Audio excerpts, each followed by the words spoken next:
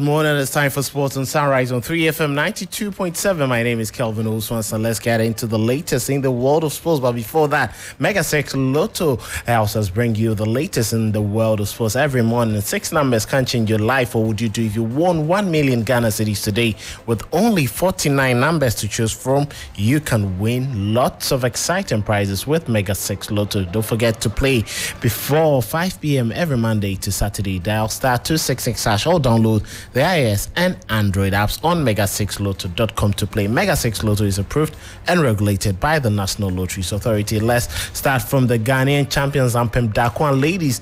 They had a victorious debut in the CAF Women's Champions League, coming from behind to defeat Moroccan side AS FAR 2-1 in the opening clash of this season's CAF Women's Champions League in San Pedro.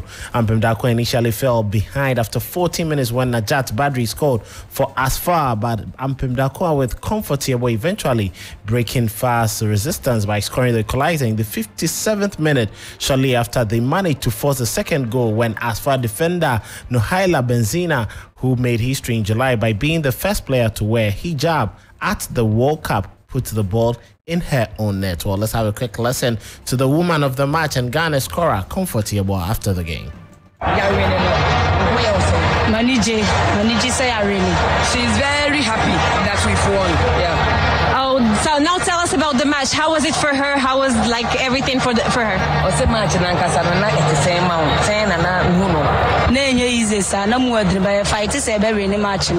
It wasn't easy at all. It was such a difficult match, but we fought and then we were able to win.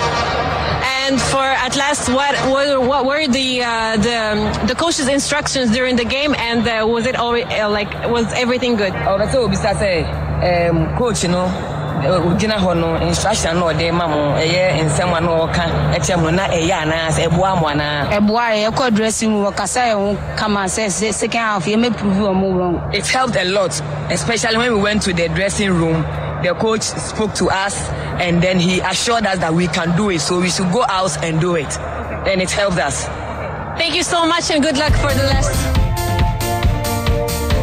So that was a statement from Comfort Yeboah after getting the victory for Ghana and also named the woman or the player of the match. Well, Ghana's Ampem Daquan will have their next game against Malian side AS Monday, and they'll be looking forward to winning that particular game as well before playing their final game against Equatorial Guinea's Hurricanes in the Women's Champions League. Now moving on to the Ghana Premier League. Great Olympics had a very good and resounding victory against Nswatraman 2-1 at the Accra Sports Stadium in the final match of the week 9.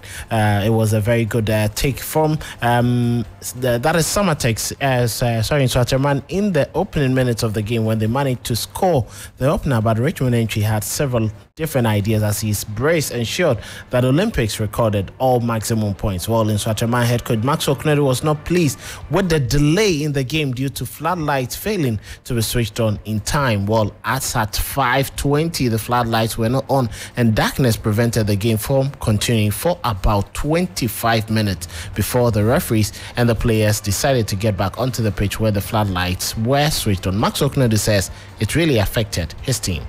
In this back and forth until darkness started falling, we were complaining to the officials to at least do something about it.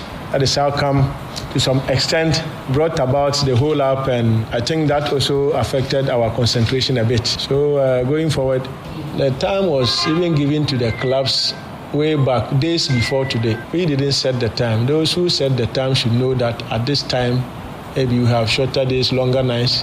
At 5, darkness will start falling. You should have prepared and make provisions for everything. But we can't come out here, prepare ourselves, and all of a sudden darkness is falling and we have to force both teams to play in the darkness. It's not right. Well, so that is from Maxwell Knedu. Well, it is not right to play in darkness, but for Anna Walker, the Nswatraman team shouldn't complain about darkness because it played no part in the game. When there was darkness, the game had to be halted for 25 minutes before play continued. Because I will not say the darkness or because of the light, we did not there was a problem because we did not play in the darkness until the light came before we started the rest of the time that is left. And he said we deserve to win because we needed these 3 points badly. So I attribute it to the hard work of my players, that they committed themselves and they wanted to win. And like I told them, we should pick these 3 points at all costs, which they worked harder.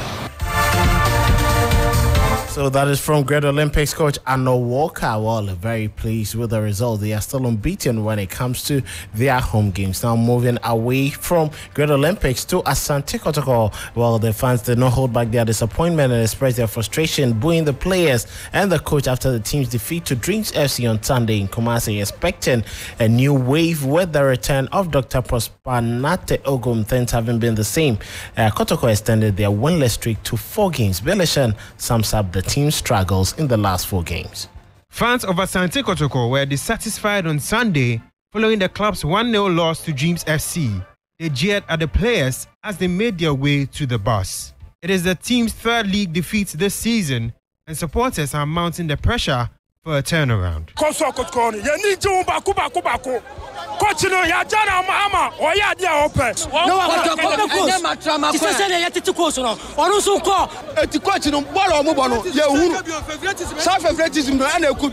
The Porcupines are now a point above the relegation zone, a disappointing start for the 2021-22 champions.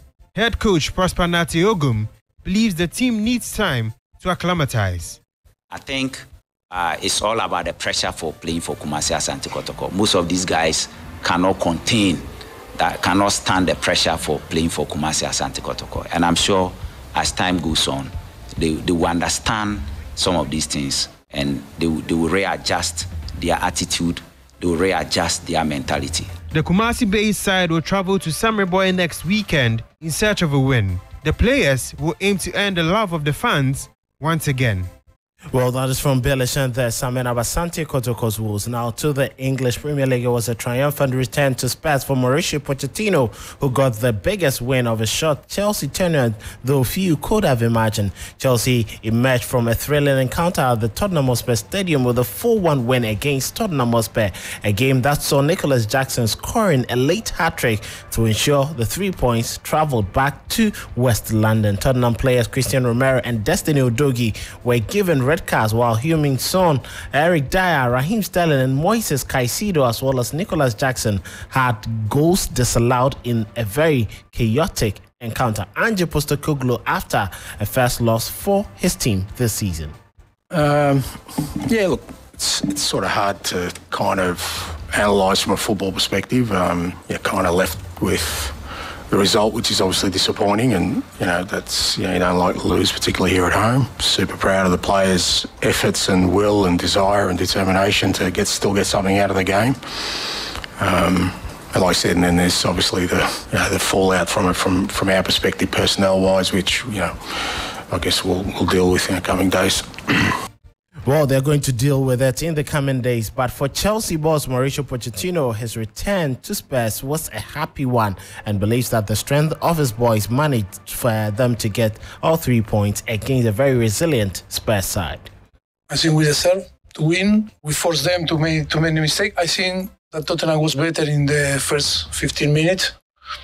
And then I think we matched the game, and I think our performance was good and start to force to make the mistake.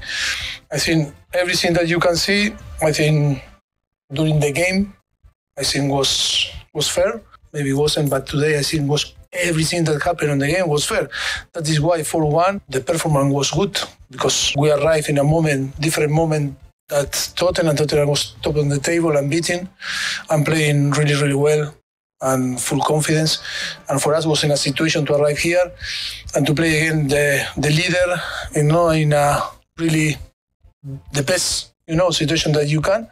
And this performance, I think, showed that we were really good and deserved the win, and nothing to say more than that. Well, nothing to say more than that. According to Mauricio Pochettino, head coach for Chelsea, well, this result leaves Tottenham in second place, just behind Manchester City. And you look at Chelsea, they move up to the 10th spot. Well, it hasn't been the best of seasons for them, but it definitely gives them a very good turnaround for the best result in the upcoming days. So Chelsea have had some quite very good results against some of the big ones. Now, moving away from that, the UEFA Champions League returns this evening. Shakhtar Donetsk at 5:45 play against FC Barcelona. Borussia Dortmund at the same time also welcome Newcastle United to the Signal Iduna Stadium. Atletico Madrid in Spain welcomes Celtic Glasgow at the Wanda Metropolitano, and Lazio welcome Feyenoord Rotterdam to Rome. Resta Belgrade play against RB Leipzig from Germany, and Young Boys will travel to the Etihad to play Manchester City. FC Porto will play against that is Royal Antwerp, and then there is AC Milan against Paris Saint-Germain in that particular order. So these are the games coming up in the UEFA Champions League. Now, Pep Guardiola has spoken about Manchester City's game against Young Boys, which could see them qualify to the next stage of the competition.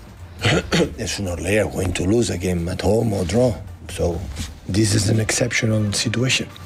Of course, I do have 2 more opportunities, but when I have the chance to finish and qualify already for the February for the next stage, and it means a lot for the club. The start from Roberto Mancini's side and after Manuel Pellegrini, so many years being qualified is so successful for the club. Being there is a success, and after time to qualify is really, really good. Try to be calm and prepare well the game, because I review the game and we struggle after 1-1. We struggle a lot. It's a game where they make a really good transitions, create problems in behind, and every time we lose the ball inside our position, they make a real counterattacks. They link really well with the strikers. So we have to adjust some things because we didn't go well in the first game, and hopefully we can finish the job.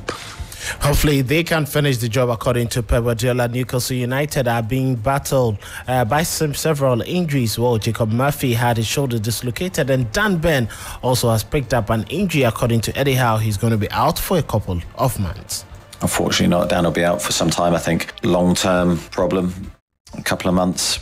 Is it a sort of a speculative number for us? He landed on his spine. I think he's got a problem with the base of his spine, so a huge blow. You know, he's been gigantic for us since he signed for lots of different reasons, as I've continually said. His character, his determination to win, his experience and his versatility as well. So it's not just sort of one position we're losing. We're losing his ability to play centre-back as well. So, but it's something we have to roll with. Okay. Anyone else? Lee Ryder? Eddie, it's 2 years since you've taken over. So that is there from that is Eddie Howe on Dan Bent's injury. So it leaves him without a number of very good senior players for that trip to the Signal Iduna. Hopefully things get better for them in the upcoming days. While moving on, England will take on Brazil and Belgium in friendlies at Wembley in March as they build towards next year's Euros in Germany come June and July 2024. 5-time World Cup winners Brazil, who are third in FIFA's global rankings, will be the first to be played against on the 23rd of March before the 5th-ranked Red Devils, that is Belgium, visit 3 days later. England boss Gareth Southgate said he fancied fellow top 5 teams will be critical for his 4th-ranked side, who have already qualified for the tournament with October 3-1 win against Italy. England are joint favourites for Euro glory with France. Let's finish off with some athletics. The Grand Chamber of the European Court of Human Rights agreed on Monday to rule on the case for double Olympic 800-meter champion Caster Semenya, who has been barred from competing over her refusal to take medication to lower her testosterone levels. Now, the 32-year-old South African athlete won a long legal battle in July against Switzerland at the Strasbourg-based International Court, which ruled she was the victim of discrimination. But Swiss authorities, supported by World Athletics, had announced their intention to take the matter to that is the European Court of Human Rights, that is the Grand Chamber, whose rulings are binding. The initial decision granted or rendered was a narrow majority of 4 judges to 3. Well, let's wait and see how things are going to pan out in the next couple of days for Caster Semenya to return to the tracks. That'll be all for sports this morning on Sunrise on 3FM 92.7. My name is Kelvin Owusu Ansah. Thanks to Mega 6 Lotto, 6 numbers can change your life. You can win 1 million Ghana cedis by selecting from only 49 numbers. Don't forget to play before 5 p.m. every Monday to Saturday. Dial *266# or download the iOS and Android apps on mega6lotto.com to play. Mega 6 Lotto is approved and regulated by the National Lotteries Authority. Well, let's get some more on Sunrise as Johnny Hughes, Helen Apiampo, and the rest of the team take over. Have a hugely terrific Tuesday.